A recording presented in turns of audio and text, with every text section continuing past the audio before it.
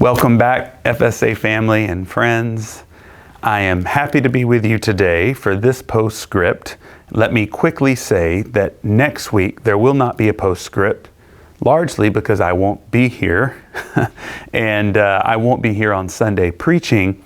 I will actually be in England.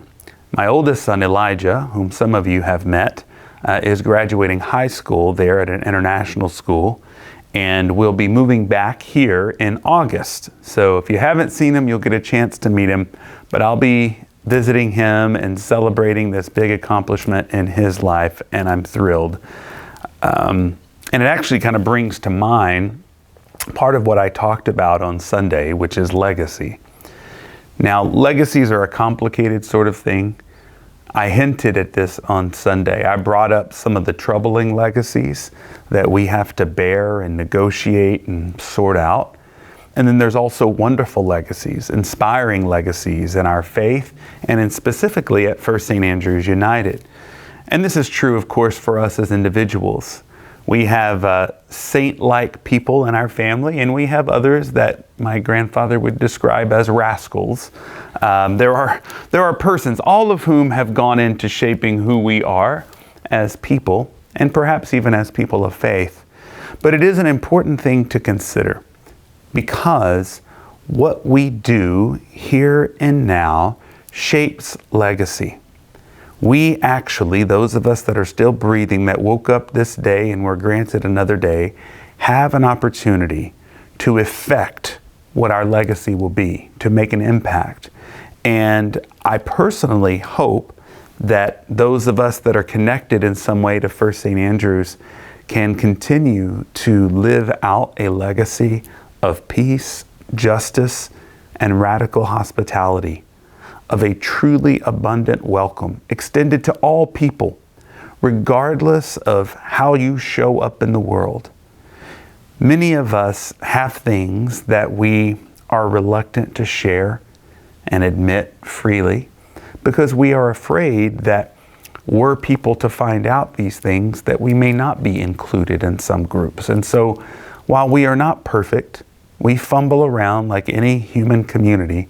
We endeavor and are committed to providing a safe space for you to be fully who you are. Now, this last Sunday, in addition to thinking about legacy, because it was Legacy Sunday, we also briefly discussed and celebrated the legacies of two people, two of our saints that have made that transition from this life to life eternal. And the more I discovered them in their life prior to their death, the more I found out about their joys, their concerns, their adventures, the more I came to experience the fullness of what legacy meant for them and what kind of legacy they wanted to leave.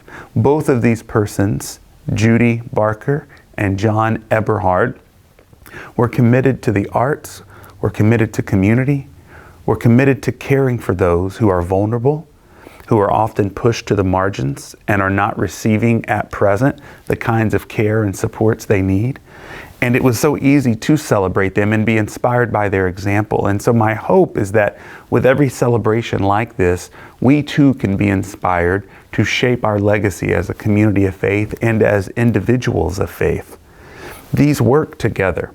You have a variety of interests that I may never know about, and that's okay. We're always mysteries to one another at some level. But I hope that my reflection on Sunday, and perhaps this postscript a little bit, can give you pause, can give you a reason to think more, think deeply about your legacy, what it will be, who your legacy will be, how it will impact the world, a world that desperately needs the kind of legacies that we were talking about on Sunday.